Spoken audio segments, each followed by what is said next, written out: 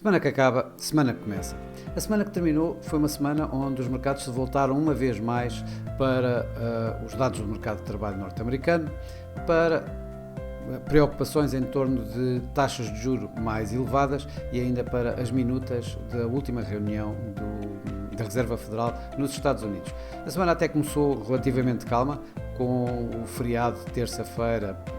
do Dia da Independência nos Estados Unidos, em que retirou muita liquidez aos mercados e os mercados realmente nada fizeram praticamente. Estavam-se a guardar para os últimos dias, em que na quarta-feira, ao final do dia, tivemos as minutas da Reserva Federal, que foram um pouco mais agressivas do que aquilo que era esperado pelos próprios mercados, tendo em consideração de que as minutas mostraram que houve alguma divisão e não houve tanta unanimidade como aquela que Jerome Powell fez passar logo na declaração que se seguiu à reunião da Reserva Federal, e daí os mercados começarem de imediato a reagir com com expectativas de mais subidas de taxa de juros, com as yields de imediato a subir e inclusive as probabilidades de uma subida de 25 pontos nesta reunião deste mês de julho pela parte da Reserva Federal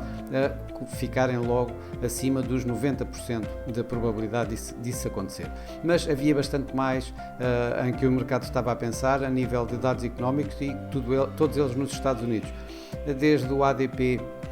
os números privados do mercado de trabalho norte-americano, que saíram bastante acima do esperado, mais do dobro do esperado. Tivemos também as vagas de emprego que caíram ligeiramente face àquilo que ao mês anterior, que tinham voltado acima dos 10 milhões de vagas de emprego por preencher, e ainda tivemos os ISMs, que no primeiro dia vieram abaixo do esperado e colocando o setor manufatureiro ainda mais em território de contração. Por outro lado, na quinta-feira saíram dos serviços que aumentou, portanto surpreendeu pela positiva os mercados, colocando por outro lado mais expectativas de subidas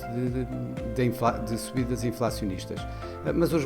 mercado estava de facto sempre a pensar no último dia, na sexta-feira, onde iam sair os non-farm payrolls, que desiludiram para todos os efeitos os mercados. O mercado estava à espera entre 225 mil a 230 mil novos postos de trabalho,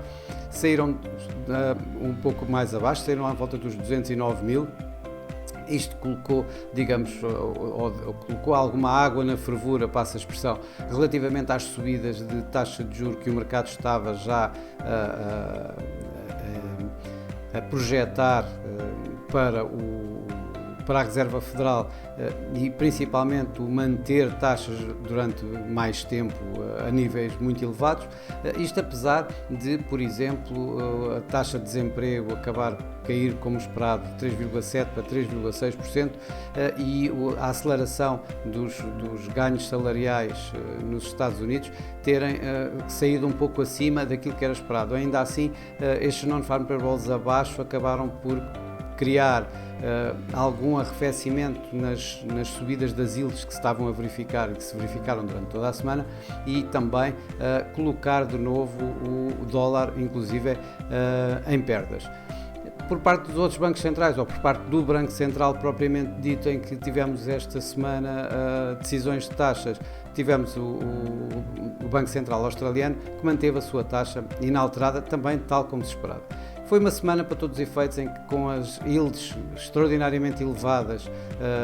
com acelerações fortes durante esta semana, levou os mercados acionistas para perdas. Curiosamente, nos Estados Unidos a média de perdas foi menor do que nos outros.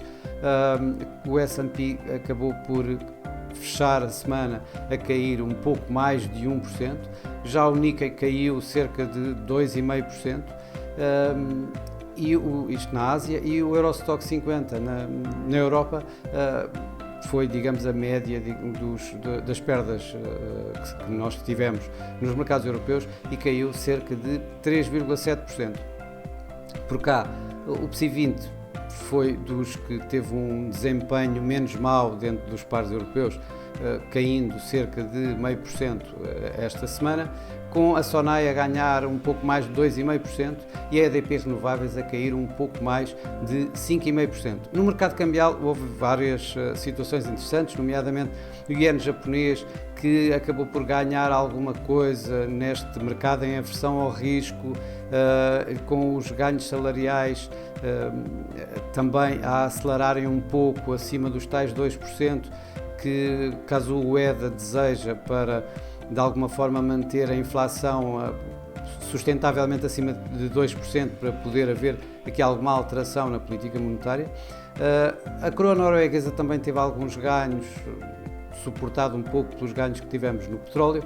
e tivemos aqui o euro-dólar, que depois de ter feito um mínimo à volta de abaixo de 1,0850, acabou a semana em torno de 1,0970, ou seja, com o dólar de novo em perdas e a estar com o euro-dólar no máximo dos últimos tempos. Por outro lado, o peso mexicano esta semana voltou a registrar ganhos de alguma forma consideráveis. Ele acabou por negociar contra o dólar abaixo dos 17 pesos mexicanos contra o dólar, o que não acontecia desde dezembro de 2015. Mas a forte subida das yields globais e ainda a aversão ao risco acabou por levar o dólar México a ganhos consideráveis, ou seja, a desvalorizações consideráveis do peso mexicano, que acabou por recuperar no final da semana e terminar de alguma forma perto destes últimos níveis máximos do peso mexicano. A nível de commodities, tivemos esta semana o ouro, que terminou praticamente inalterado entre as pressões de yields elevadas e o suporte de um dólar mais fraco por um lado e por outro lado as pressões inflacionistas, e o petróleo, que depois desta semana termos também tido a reunião do OPEP e uma vez mais cortes, a Arábia Saudita a continuar os cortes por mais um mês de 1 milhão de barris de petróleo por dia, e a Rússia a anunciar mais 500 mil de corte na sua produção de 500 mil de barris por dia, acabou por dar aqui assim algum suporte aos preços do petróleo, que terminaram esta semana a ganhar ou a recuperar cerca de 4%, um pouco acima dos 4%. A semana que agora começa, os mercados vão estar essencialmente a olhar para os dados da inflação nos Estados Unidos e para o início de uma nova época de resultados. A inflação nos Estados Unidos,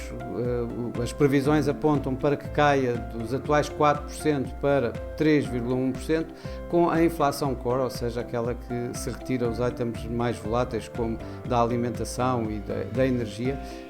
a levar uma queda também dos 5,5% para 5,3%. Isto não vai, de qualquer das formas, retirar as hipóteses ou as expectativas do mercado para uma subida de taxa de juros da próxima reunião do FED, mas alguma alteração a estas projeções poderão de facto fazer com que o mercado reaja em conformidade face a estas projeções que são dadas aqui para a inflação. Obviamente que ainda por cima, em semana de inflação, vamos ter de novo, como temos tido aliás durante as últimas semanas, várias intervenções verbais de membros de responsáveis tanto da Reserva Federal como do Banco Central Europeu, que uma vez mais vão reiterar a firme situação de que continuarão a atuar para controlar a inflação, subindo taxas de juros e apertando mais, digamos, a sua própria política monetária. Isso deverá continuar a acontecer e esta semana, como eu digo, com a inflação nos Estados Unidos poderá ser mais visível isto da parte dos membros da Reserva Federal dos Estados Unidos. A nível de bancos centrais, vamos ter o Banco Central da Nova Zelândia e o Banco Central do Canadá. No primeiro não é esperado qualquer alteração da taxa de juros, já do segundo, do Banco do Canadá, é esperada uma alteração de 25 pontos base de subida da sua taxa de juros dos atuais 4,75% para 5%, isto quando a inflação voltou, digamos, a aquecer no Canadá e um mercado de trabalho que está bastante apertado também. Isto também dará alguns sinais do que é que poderá continuar a acontecer, digamos, nos bancos centrais globais, nomeadamente na Reserva Federal, que vai ter a sua reunião ainda este mês de julho, mais para o final do mês. Por fim, teremos a época de resultados a começar de novo, em que, como sempre, são os bancos que dão quase o pontapé de saída. Neste caso temos uma das grandes empresas, a PepsiCo, que vai ter resultados na quinta-feira, mas será na sexta-feira que os mercados vão estar mais a olhar, onde vamos ter dados do JP Morgan Chase, do Citigroup, da Wells Fargo, e que vão dar, digamos, como eu digo, o pontapé de saída dos resultados empresariais referentes ao segundo trimestre deste ano, nesta época de resultados. Bom, para já é tudo. Uma boa semana, bons negócios e para que semana estaremos aqui para mais uma semana que começa, a semana que acaba. Até lá!